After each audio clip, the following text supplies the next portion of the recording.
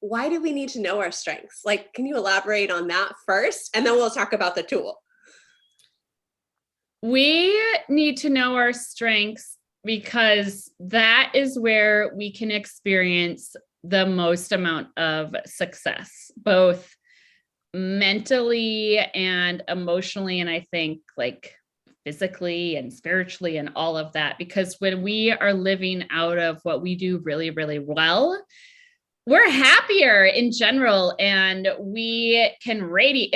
It's just a ripple effect when you're like, well, I just had a really awesome coaching session with someone. And maybe I don't need to be that enthusiastic when my husband comes home, but there's a difference when I'm like super happy because I just had a really awesome coaching call with someone and I go out into the kitchen, let's say, and he comes home versus like me figuring out how to do my taxes, which I really don't know how to do, which I have hired out, obviously. But like, if I have to sit and figure out prepping for my taxes, like I'm not happy doing that. That's not what I'm good at.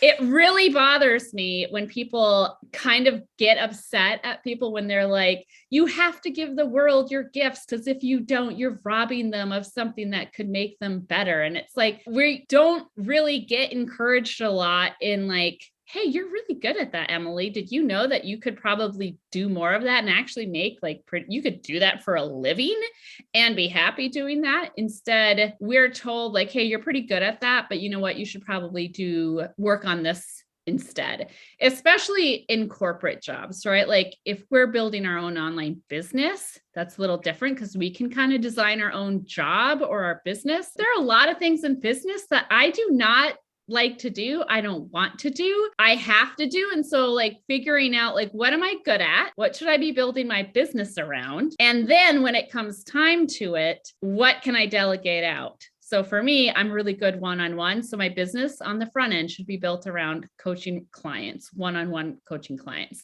And I also really enjoy speaking. So maybe I'll throw that in. The things that I'm not good at, posting consistently on social media, figuring out my SEO words. Like I am terrible at that. Yeah. On one hand, you could say, oh, well, maybe I'm being lazy. But on the other hand, I'm just not a consistent person. That's just not who I am. So if I know that and I'm looking to hire out, guess what? I'm going to hire someone who like loves to be consistent, who loves to put a plan in place, and who loves to be detailed and organized. Yes, you are. Oh my gosh, that is so funny because I see that a lot in the online space. First of all, lack of consistency that actually scored low on mine too, which we can get to. But how do we really know what our strengths are in this space? Because I think that's just something that keeps people stuck. It requires paying attention and really focusing on yourself. And I consider myself a pretty self-aware person. When it comes to paying attention, there are a lot of voices in our heads that we have to learn to let go of, right? Like, even when people, well-meaning people are like, why don't ask people closest to you what they think you're really good at? And I did that exercise once. And at the time I was planning my brother's kind of DIY wedding like 5 or 6 years ago.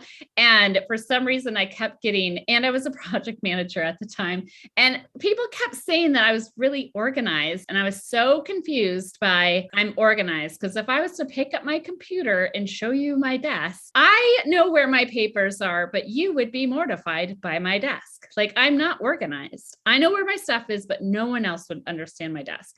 And so they don't always know what you're good at because they're looking at it through a lens of what they're good at, of how they think, feel, and behave. So if a strategic thinker is telling someone who is really good at making friends, and they're like, you're really good at making friends, that's going to kind of come off, which I've been told all my life. You're really good at making friends. You're really good at making friends.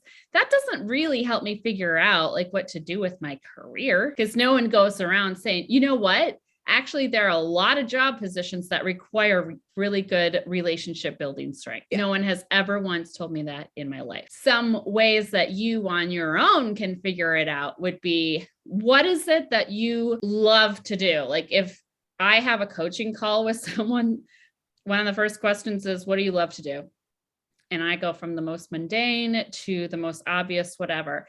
And then I'll say, ask them, what do you really not like doing? And when people are like, I love meeting, in my case, it would be, I love, like, if you want to earn a spot in my heart, you would call me up and be like, hey, do you want to go out for coffee? And I would like think that you were my best friend. Like, I cannot even tell you how much that would mean to me. Like, the most meaningful thing you could do is ask me out for a cup of coffee. And that is like, whoa. And so I love that. Okay. But it isn't about going out for coffee. There's something really deep about that. It is the fact that I can sit and have a conversation one-on-one with someone and talk to them. And then I'm picking up things that they're saying when they're like, oh, I really don't like my job, or I really am struggling with this person in my life, or whatever. And to have a conversation, which in a friendship situation, obviously it's not a coaching situation, but it's deeper than just going out for coffee. Going out for coffee is just how I'm doing it.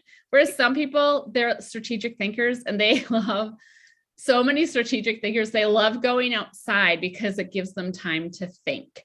And they're just like thinking. And I've had clients say, I could think outside. If I could, I would just think for like 8 hours a day. And they just love to be in a room by themselves thinking. Or people who need other people because they like to see people take action. And if they don't have people in front of them where they're like, I made a difference in that person's life because they took action, or people who are like, I got to get things done. Like, so if you're people who are like, I love getting things done, I love lists. It's not about the list. It's about what's behind the list, like getting something done. So, okay, what is it about getting something done, right? There's so much behind that. And if you understand what's behind it, then you can start to see the patterns in your life. Okay. And then, especially for you and your clients and everyone, like the folks coming into your program, they're trying to figure out, okay, how can I make money? How can I be my own unicorn? What do you like doing? What do you love doing? Because something that you love doing, the person who wants to hire you does not love doing it. So when you can talk to that and say, this is what I'm extremely good at, then you need to go find out who doesn't like doing that. And that's who you need to work for.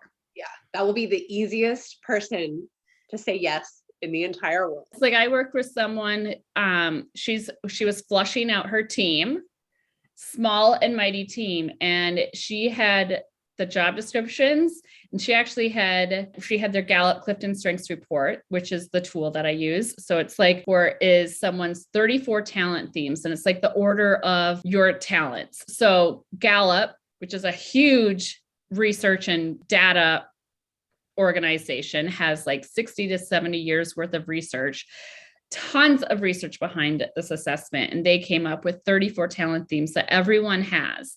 And so when you take this assessment, your talent themes come out in the assessment in a different order. And so Emily, you and I have some similar strengths. Like you and I both have a strength called maximizer. I have and maximizer takes a good thing or a good person and takes it to the next level. We make it better. So mine is number 1 and yours is number 2. But you and I, the way that we show up as maximizers are very different because both you and I have different businesses.